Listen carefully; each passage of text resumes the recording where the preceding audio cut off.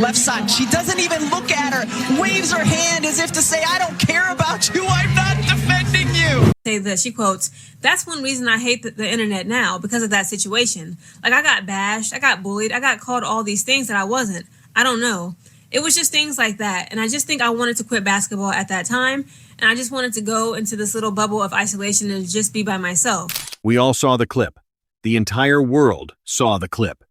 It was the exact moment when the landscape of women's basketball shifted from a traditional athletic competition into a global spectacle fueled by supreme arrogance, unmatched skill, and deeply personal rivalries that transcend the hardwood. When Caitlin Clark stood at the top of the key during the highest-stakes game of the year, looked directly at an unguarded Raven Johnson, and dismissively waved her hand through the air, she was not just executing a defensive strategy. She was making a deeply psychological statement. She was telling millions of viewers watching live on national television that the player standing in front of her was not even worth the physical energy required to contest a shot.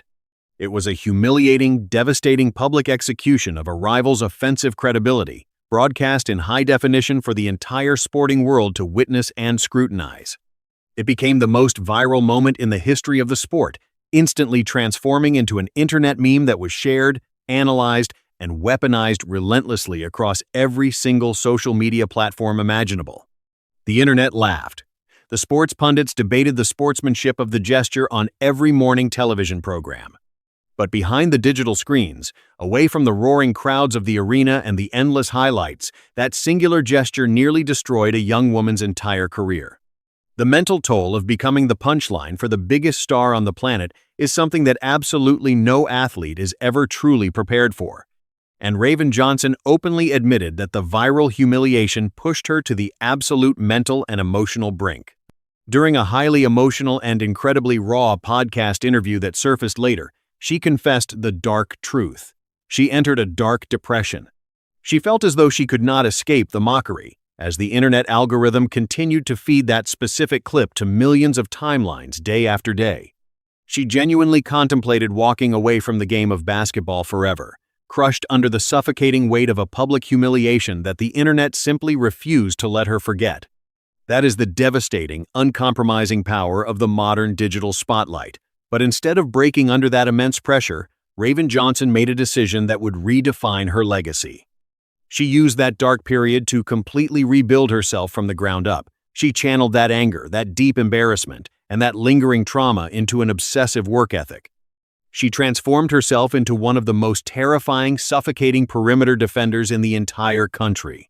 She initiated a personal revenge tour that culminated in an undefeated season and a national championship the very next year. She proved every single doubter wrong, transforming her narrative from a viral victim into a national champion. But the universe of professional sports possesses a very dark sense of irony. Just when the dust had seemingly settled, the basketball gods decided to orchestrate the most chaotic, explosive, and unthinkable scenario imaginable. The Indiana Fever, the franchise completely controlled and fundamentally defined by Caitlin Clark, the very woman who initiated that global humiliation, just used their draft capital to select Raven Johnson. The exact moment the commissioner stepped up to the podium and read her name, a massive shockwave ripped through the entire sports world. This is not just a standard draft pick. This is a psychological powder keg being rolled directly into the center of a locker room that is already struggling to handle the suffocating, unprecedented pressure of constant media scrutiny. Professional basketball is an incredibly intimate sport. You are sharing a confined space with these people every single day. The level of implicit trust required to execute high-level defensive rotations and complex offensive schemes is absolute. If there is even a microscopic fracture in that trust, the entire system collapses. So how exactly do you successfully integrate two players who share this specific, highly publicized, and deeply traumatic history? The media frenzy surrounding their very first interaction inside the practice facility is going to be unlike anything we have ever seen. Will the superstar point guard finally issue a public apology for the gesture that nearly ended her new teammate's career, or will she maintain that it was simply the ruthless nature of elite competition? And perhaps more importantly, can Raven Johnson bring herself to defer, willingly pass the ball, and essentially serve the professional ambitions of the very person who humiliated her on the grandest stage? To truly understand why the Indiana Fever management would willingly inject this level of massive volatility into their organization, we have to look past the interpersonal drama and critically analyze the cold clinical basketball strategy. From a purely tactical perspective, this draft pick is an absolute masterstroke. Over the past 2 seasons, the single biggest, most fatal flaw for the Indiana Fever has been their catastrophic inability to stop anyone on the perimeter. Opposing guards have consistently treated the Fever's backcourt defense like a revolving door. Whenever the perimeter defense collapses, the frontcourt players are immediately forced to step up and provide help, which subsequently leaves wide-open shooters on the wing. It has been a systemic defensive nightmare. Furthermore, their franchise player has been forced to carry an impossible burden.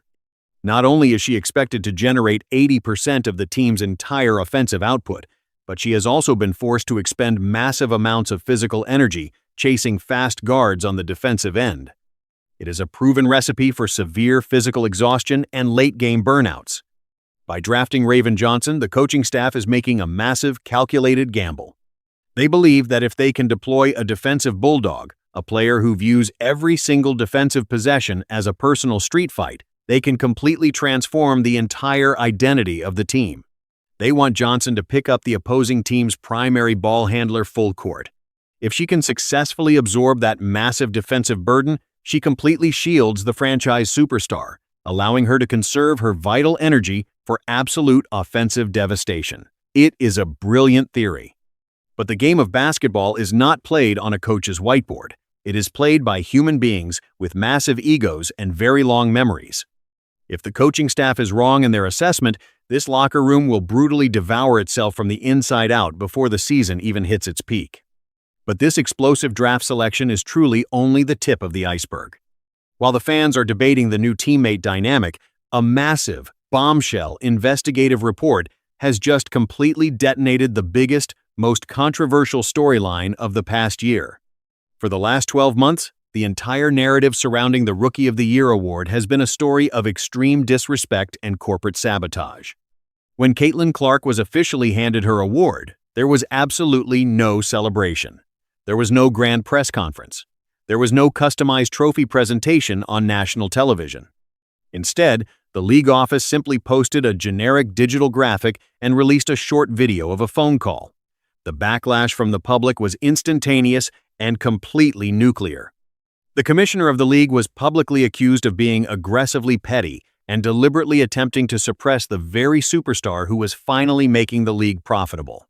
Everyone universally agreed that the league establishment absolutely hated their golden goose and was actively trying to humble her. But the actual truth, which has just been brutally dragged into the light of day, is far more shocking.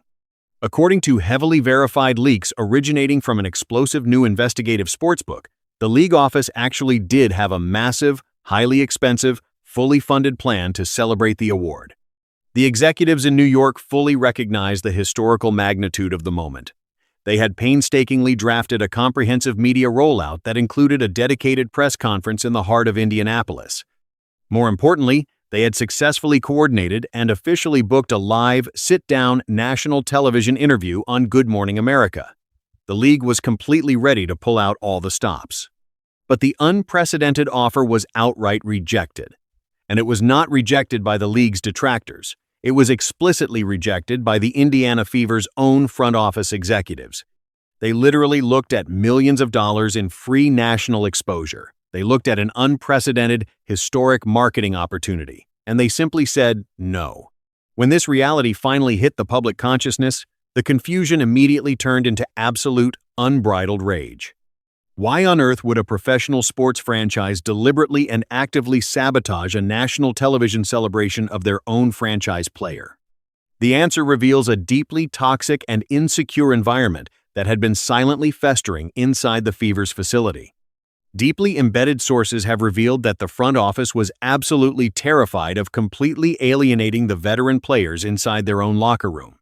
Throughout the entirety of the rookie season, the media circus surrounding Caitlin Clark was so completely overwhelming that the rest of the veteran roster felt completely invisible and disrespected.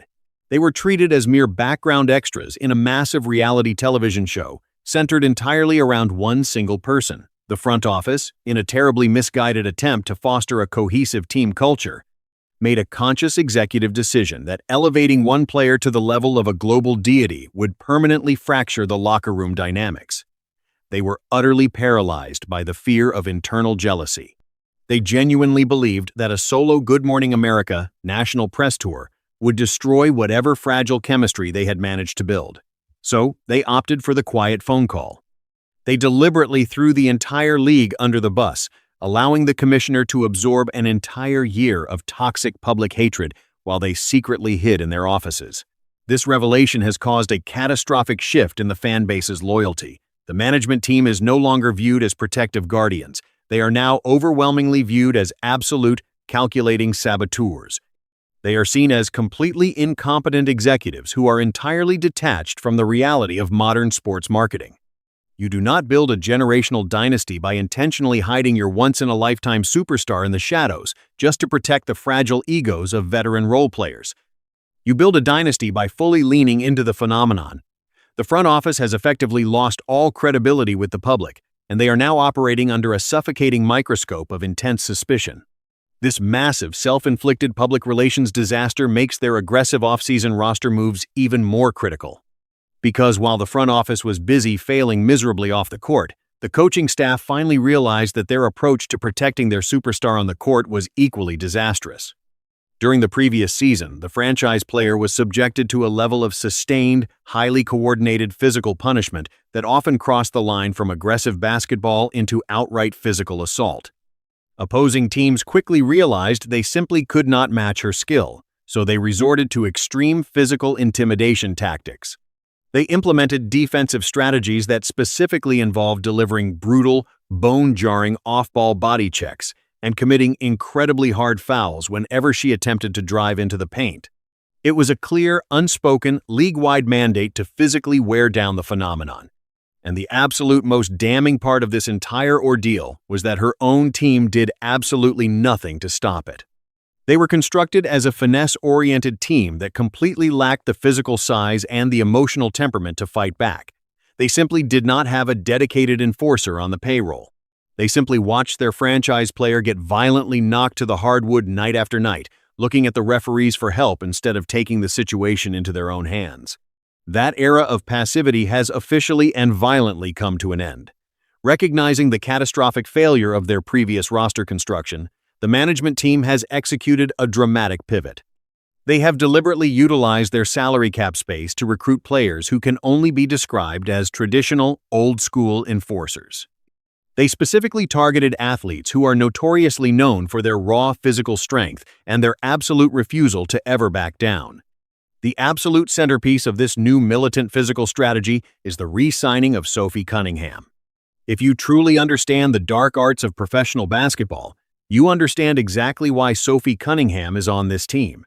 She is not out there to beautifully space the floor. She is out there to act as a psychological weapon and a terrifying physical deterrent. She lives for the physical confrontation and the ruthless trash talk.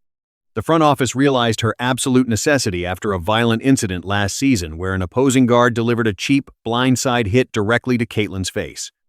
Before the referee could even process what had happened, Cunningham had already violently inserted herself into the situation. She did not look for the official. She literally, physically threw the offending player out of bounds. The retaliation sparked a massive bench-clearing brawl, but to the coaching staff, it was exactly what the organization needed. By actively constructing a roster that features Cunningham alongside their newly drafted defensive hounds, the Indiana Fever are broadcasting a chilling message to every single opposing team in the league. The days of physically bullying their star without immediate violent consequence are over.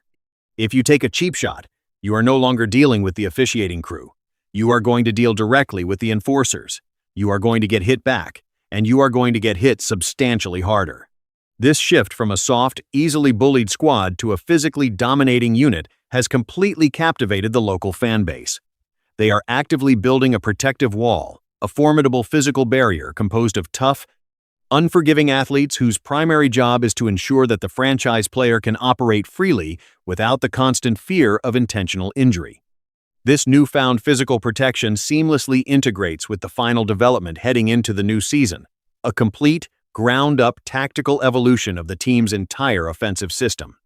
For the entirety of her young career, the team's offensive blueprint has been terrifyingly one-dimensional. Caitlin Clark was relentlessly expected to bring the ball up the floor, fight through an immediate double team, and then either shoot a contested 30-footer or thread an impossible pass. It was a Herculean, physically unsustainable workload that inevitably led to high turnover numbers and severe late-game physical exhaustion. The coaching staff is finally tearing up that deeply flawed blueprint. The half-court offense is being entirely restructured with a deeply counterintuitive goal: intentionally taking the basketball out of her hands. To the casual fan, this sounds like madness. Why would any coach take the ball away from the greatest offensive engine the sport has ever seen? Because the staff understands that by moving her off the ball, they are unlocking an entirely new level of offensive devastation. Instead of forcing her to constantly dribble against a locked-in primary defender, she will now be strategically deployed as a moving target, navigating a punishing maze of screens set by her new enforcers.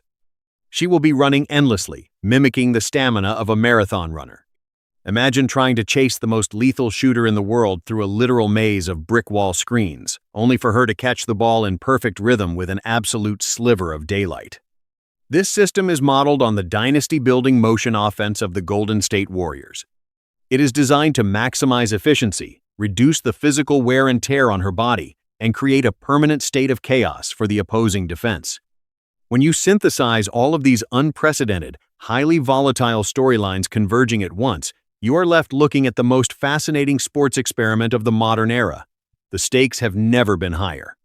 You have a front office operating in survival mode, attempting to rebuild trust after being exposed for sabotaging their own player. You have a locker room that must integrate a player who was the victim of the most famous act of disrespect in modern history. You have a newly assembled squad of physical enforcers ready to start a riot at a moment's notice. And finally, you have a brilliant coaching staff attempting to implement a complex off-ball offensive system that requires absolute unbreakable trust from a roster that is effectively a psychological powder keg. The pressure surrounding this organization is truly immeasurable. Every single regular season game will be treated as a massive national television event. Every possession will be dissected by thousands of analysts and millions of fans looking for the slightest crack in the foundation. If this team actually figures it out, if they can somehow harness all of this chaotic energy, they will instantly transform into an unstoppable, legendary juggernaut. They will become a team of destiny that overcame internal drama and intense personal rivalries to claim a historic championship.